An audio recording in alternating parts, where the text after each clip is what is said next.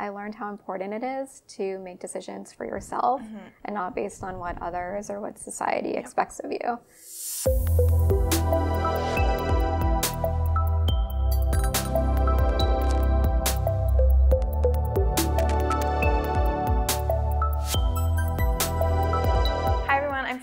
With Quantopian. Quantopian provides free education and helps people all over the world solve today's hardest investment challenges. Today on another episode of Women in FinTech, I'm here with Whitney Melford, who is a product manager at Kensho Technologies. Thanks for being here today. Of course, thank you so much for having me. Why don't we start how I do with all my guests, and you tell us a little bit about your current position at Kensho and kind of like a day-to-day things you're working on. Sure. So just to give you a little bit of background on Kensho, Great.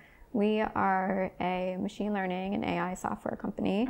We are setting out to do for financial analysis what Google did for search. So basically using AI and machine learning to augment the human investor and to help them find and analyze market data. Okay. So at Kensho, I'm a product manager, which means that I work with the engineers and the client-facing teams to help build out our software offering for our investment community. Got it. Great. And so can you talk about different projects, stuff you're working on right now? I don't know how much detail you can give to us. Yeah, sure. So I actually moved to LA about 9 months ago. Exciting. So I'm still working on some of the products, but I'm also working on building out our team in the LA office. So some of the products that I'm working on now are an Excel add-in so that you can access all of our data and some of our scoring capabilities or calculations in Excel. So how did you get to the position you're in right now at Kensho and this field that you're in? Sure. So my transition into tech taught me a very unexpected lesson. I learned how important it is to make decisions for yourself and not based on what others or what society expects of you. And I think it's important because for a lot of my career, I didn't even realize that I was making choices not for myself. I thought I was perfectly happy. And only in retrospect now do I realize that I was making those mistakes. So to give you an example, I graduated undergrad, went into finance because it was paid really well. The people were incredibly smart. I joined an asset manager in New York, worked on the trading desk there for 4 years, and then decided to propel my career, I should go back to business school. So I went to business school after 4 years on the buy side. Recruited for finance very early because when you go to business school, that's one of the first industries that you have to recruit for. So you really have to be ready to start talking to firms early on. So I think I was at school for a month and I started recruiting with sell-side firms. That's amazing. I ended up joining SocGen on the equity derivatives desk, which is one of the most technical and selective desks. And I really loved my experience there. The people were amazing. The product was really technical and quantitative and challenging. Everyone was so smart and I learned so much in that role. After a couple of years there, I got an opportunity to move to a different firm on the West Coast. So this is in interest rate derivatives covering corporate clients, whereas before I was covering institutional clients. And I have always wanted to live in Los Angeles, but I never thought I'd have the opportunity working in finance. So I jumped at that, moved to LA. Worked there for 2 years and I liked it, but it wasn't, there was something missing. And I was getting really restless and I wanted to do something more entrepreneurial. But at the time I had a really stable job. I was probably making I had one of the highest paying jobs in Los Angeles. I lived with my boyfriend at the time and we were very close to getting married. And I felt this pressure, I was 30. And I felt this pressure to settle down and get married and have kids. But at the same time, growing really restless in my career. So I started looking at startups in Los Angeles, but a lot of them are focused on the entertainment industry or retail, and nothing really leveraged my background in capital markets. Then I heard about Kensho. I saw Kensho on CNBC one day on the trading floor. And I was like, that company seems really cool. I'm just gonna apply and see what happens. It was back in New York, which I didn't want to move back to New York. But I thought, why not? Let's see what happens. So I applied. I ended up getting the job. And I had a really hard time making that decision. So I called my good friend from business school and I told her the situation and was like, I have a really great job here.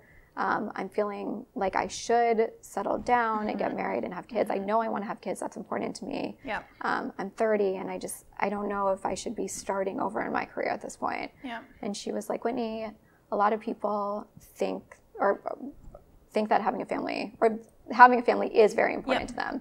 And that is perfectly fine. They have great lives and they're very happy. But you really need to figure out whether that is something that is important to you. And are you willing to sacrifice your career to make that happen right now? Yeah. And I thought about it, and I decided that my career always has been really important to me, and I didn't want to make that sacrifice. And also, I was 30, and people, you think about, yeah, you have to have kids. You want to have kids younger, but things can change in a day. It's not like I was planning for 4 years, and I was trying to make a decision today. And so I ended up moving to New York. My boyfriend and I broke up after a month.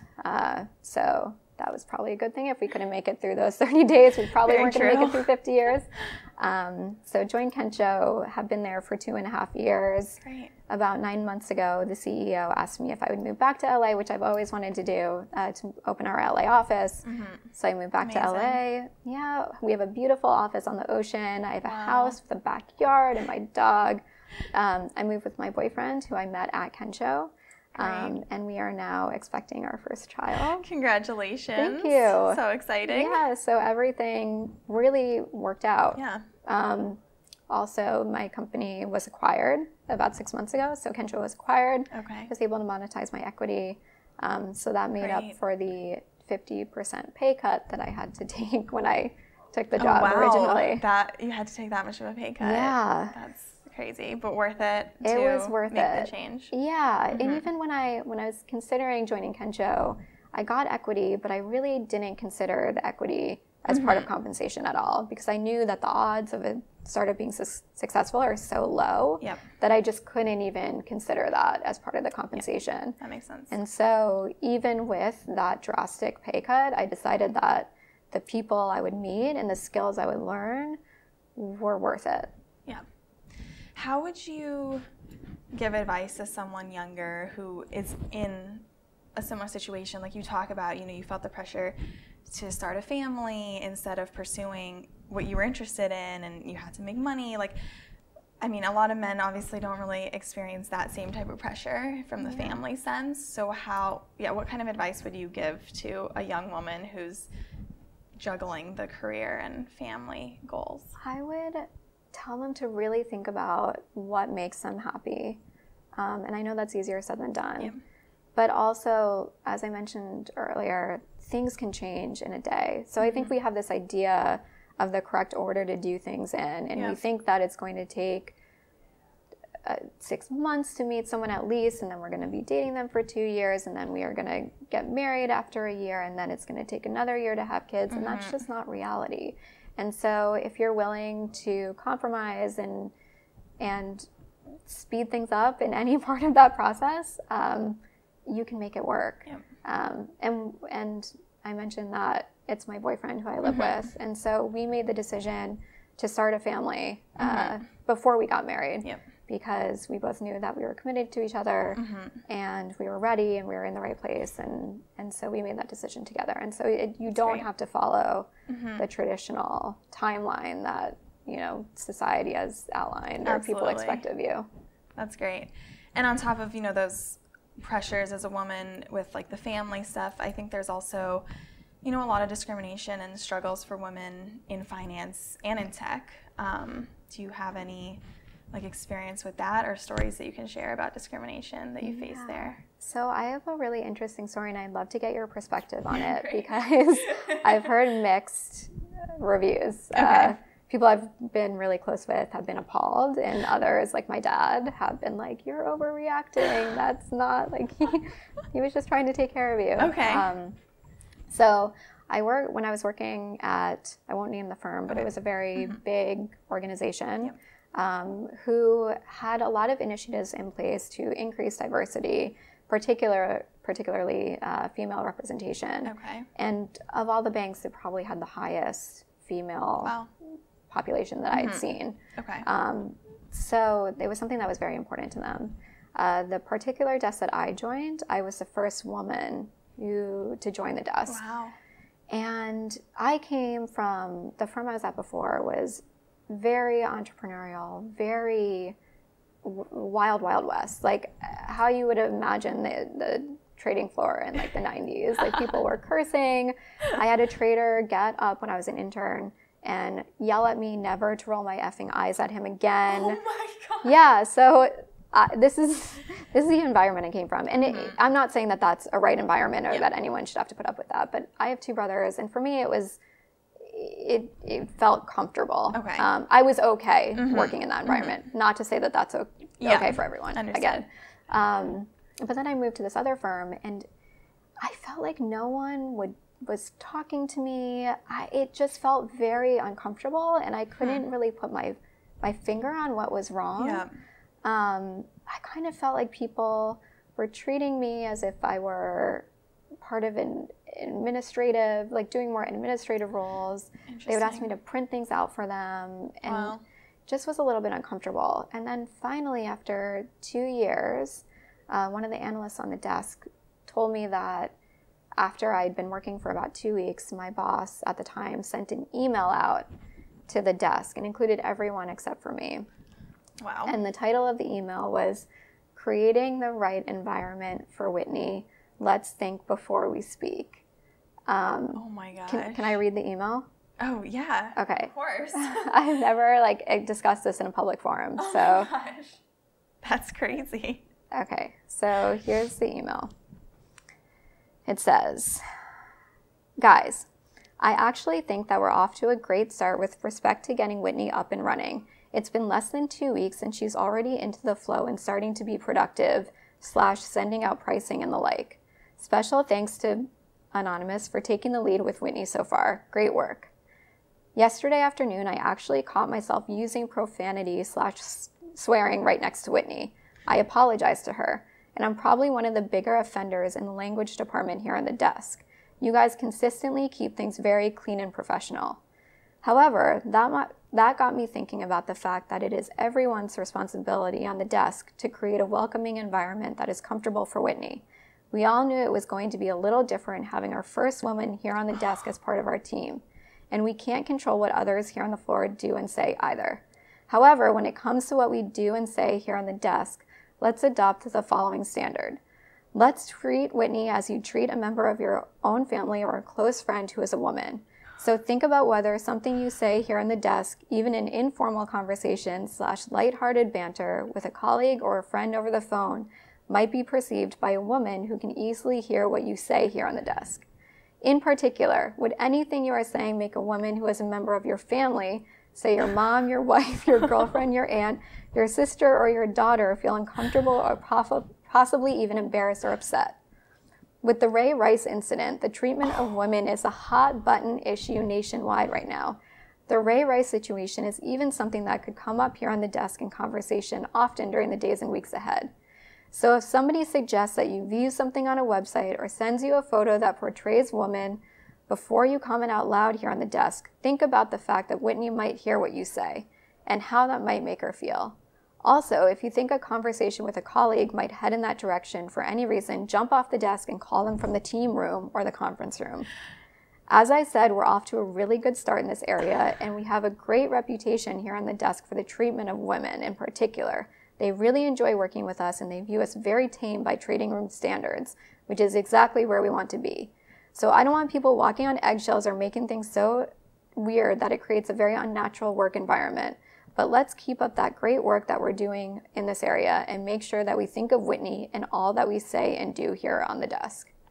I'm honestly floored. They're afraid to hurt you and insult you like you're a delicate child. Yeah. I know. Oh my gosh. And I read that and I was like, you are describing a person? That isn't me. Exactly. The person that you're describing is a stranger. Like, who are you talking about? Exactly. And why do you think that every woman is like that, or that? Oh.